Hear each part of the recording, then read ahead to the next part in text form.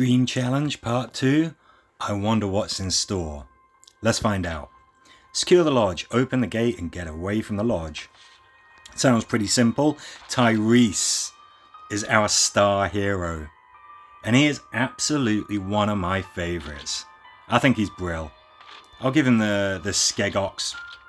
I'm going to bring Rosie along as well with a nice speedy CRM axe.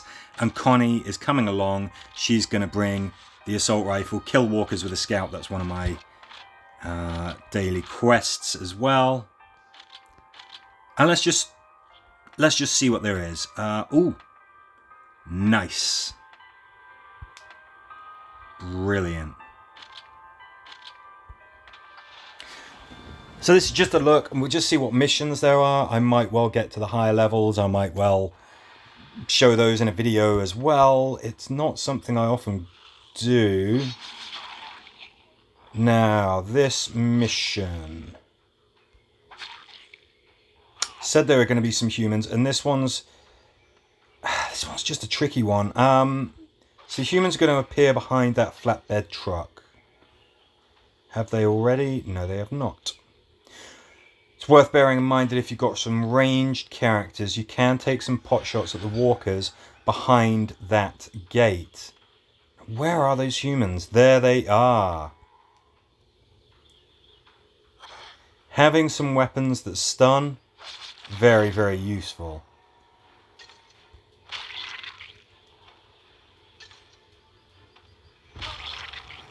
Oh, we've got a graphical glitch.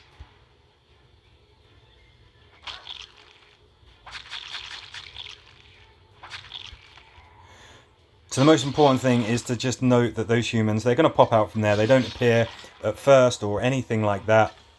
I think that even if you've got eyes on that part of the map, they still just magically appear. And they are a real problem to deal with.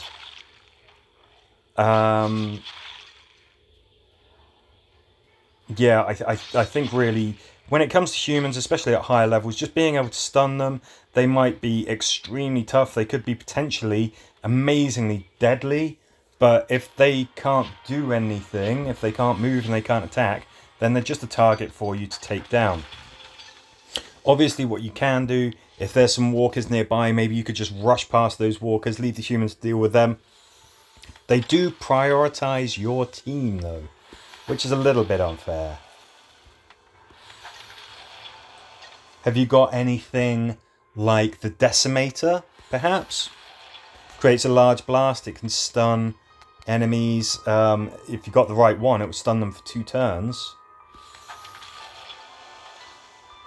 But yeah, we've got a melee character. Tyrese, of course, is a warrior. And you've got times when you're going to want to be able to shoot through that fence to get the walkers on the other side, soften them up a bit before you make your run. Obviously, you don't have to kill everything on screen. Let's say that you've opened the gate, humans haven't given you any trouble, and you've got some fast characters. Maybe you just throw a flare, distract the walkers, and then run straight to the green bar. Get out of there.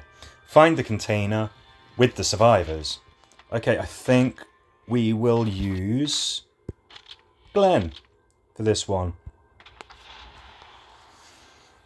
Rosie, I'm going to keep her with the CRM axe. That keeps her nice and speedy. This is a very interesting map. There's some different ways of doing this.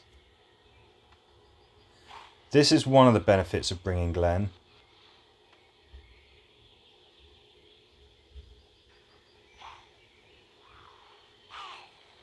You've got loads of exploding barrels, so if you have some ranged characters, well, shooting those barrels will harm them a lot, probably set them on fire as well, certainly get a lot of attention.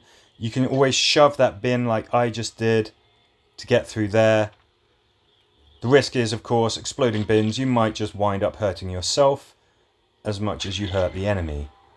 If we go over here, keep everyone with all of their actions intact, and then search these containers. One of them will have, well, not survivors exactly, just they're now shambling corpses.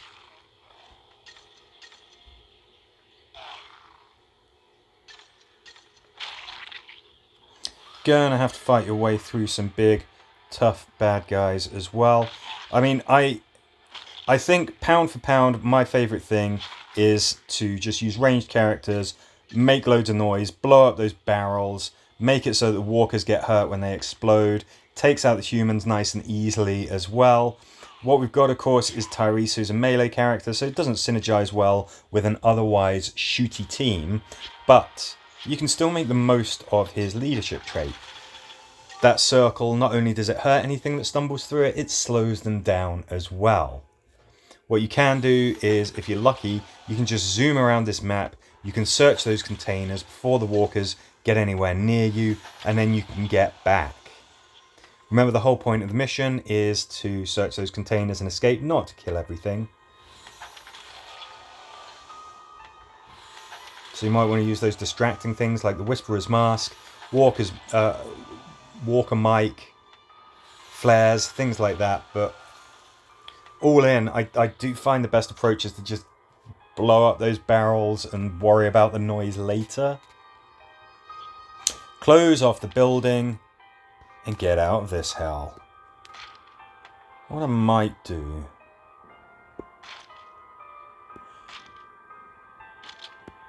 yeah, what I might do is... no, actually... and still make the most of Connie. Ezekiel is just such a star. He is so beloved by the fans of this game. Let's bring him along. So Connie, we're going to be opening a door that I'm guessing that's going to take a couple of turns. Oh, it's this one. Can't remember. Can we spawn block? If we stay here... yes, we can. Otherwise, we've got walkers coming out that door. If we activate that panel, and there's some people stood directly outside the door, the walkers can't get through. So that's a handy thing. Don't make any noise. Don't get their attention. Just open that panel, and then when that's done, move on. Yes, we've got a threat counter, so you know the clock is kind of ticking. But sometimes slow and steady is still a very, very good idea. Got a whole bundle of walkers in here. What you can do, of course, is keep them penned in there and shoot them. If you have ranged characters, that is sometimes not such a bad idea. Just clear it out before you even go in there. Obviously not an option when none of your characters have any range.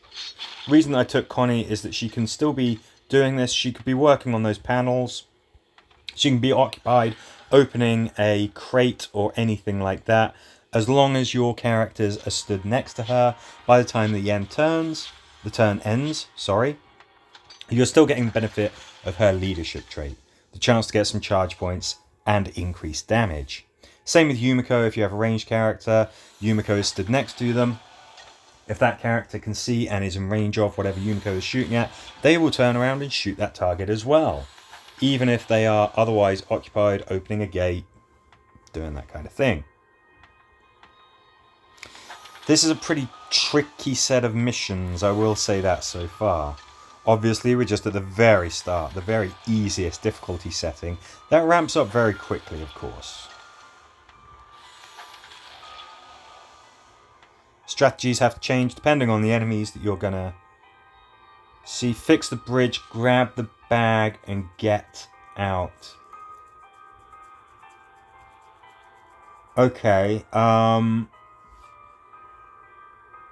okay. Now there is an order in which people will be placed on this map. The team is going to be separated.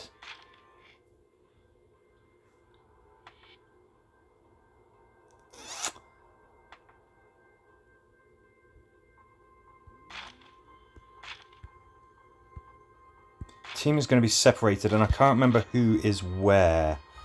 Now, we've got the... where's my other infinite range weapon? There it is.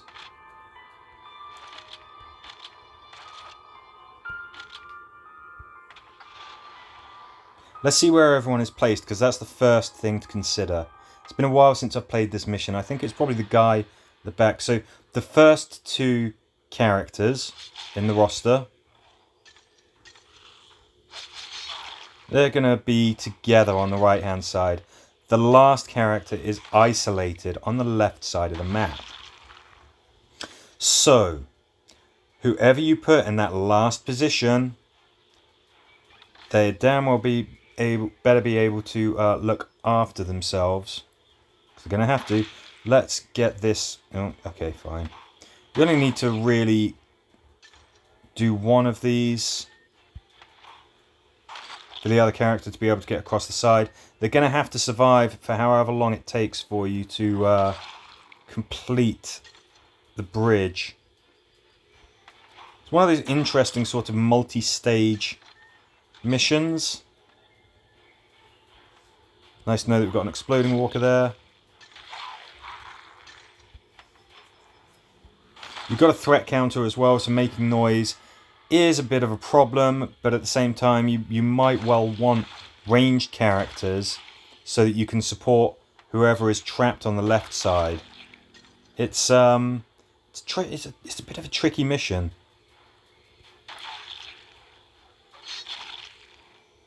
Got a bag to search here as well.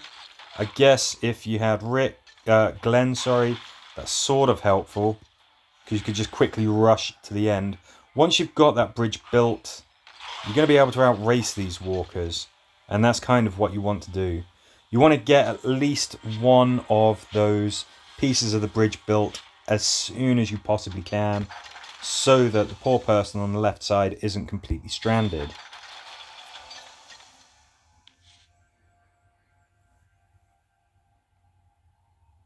If you've got very long range weapons, I was using starbound rifles. They have infinite range. Then obviously that can be a bit of a benefit. One person fixes the bridge, the other one just provides some covering fire. You could always distract the walkers on the right side of the map, where your 2 survivors are, with a flare. Just go build the bridge as soon as possible without any walkers bothering you, and you can get together quickly and deal with what you've got to deal with. Attach the cable before the horde arrives. Okay.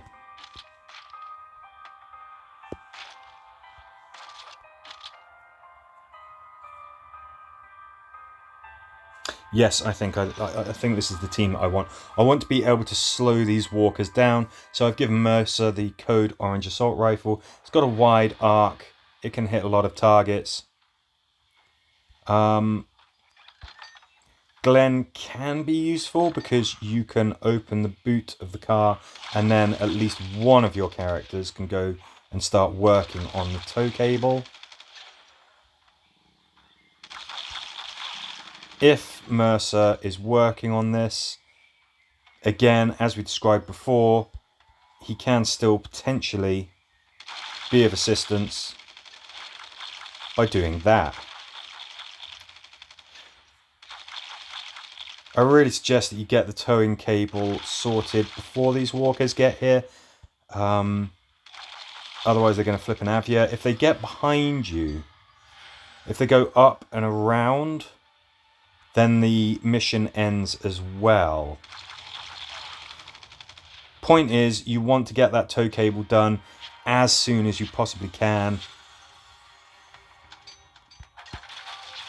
And you want to be slowing those walkers down, stunning them, of course. Maybe what I could have done is given Mercer the Decimator. Affects a huge blast, it stuns them, buys you tons of time. There is a threat counter, of course, so even if that mega horde doesn't reach you, the reinforcements that come in when the threat counter resets might. It's a tricky one.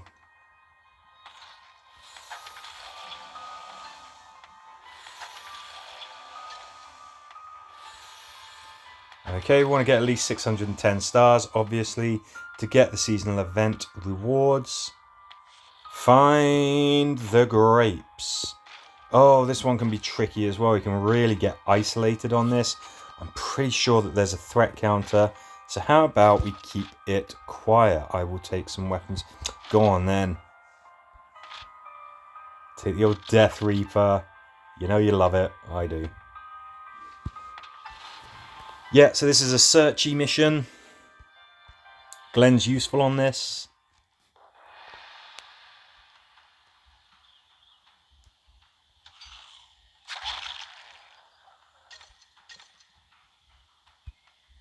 Scouts, in fact, are useful on this, just from virtue of the fact that they are quick. If you have something like Swift Strike like I had there, very useful. Now, this worked out, I'd say. Sure as heck doesn't always. As you can see, you're going to have some big, tanky characters that you're going to have to deal with. Not so crazy at this difficulty setting early on. But later on, they will be a challenge. That was it going about as well as you possibly could have hoped. What you're very often going to find is that you have to go all the way to the other side of the map, and you're going to have to search those mounds there, because of course that's where the thing that you're searching for is. I suggest trying to keep your team together, splitting them up so you can cover more ground, search more stuff. Sounds like it makes sense, but I always suffer if I do that. I find that keeping the team together is good. Glenn, definitely a good choice for this one. Don't forget, of course, Tyree's pretty good leader on this. Everybody gets those debuff circles, which will slow down enemies and harm them, doesn't matter how tough they are. And you can have 4 of them on the map at once, as opposed to just 2 if Tyrese is the team member. Tough mission set. Great hero to have as the lead, I guess. And yeah, these are some of the quirkier missions. It's a set that's got some of those quirkier missions. But hopefully you and your guild will do very well. If you are struggling, let me know, and either I or somebody else in the comments will be able to help you, I'm sure. But good luck to you. Thank you very much for watching, and I will catch you in the next video.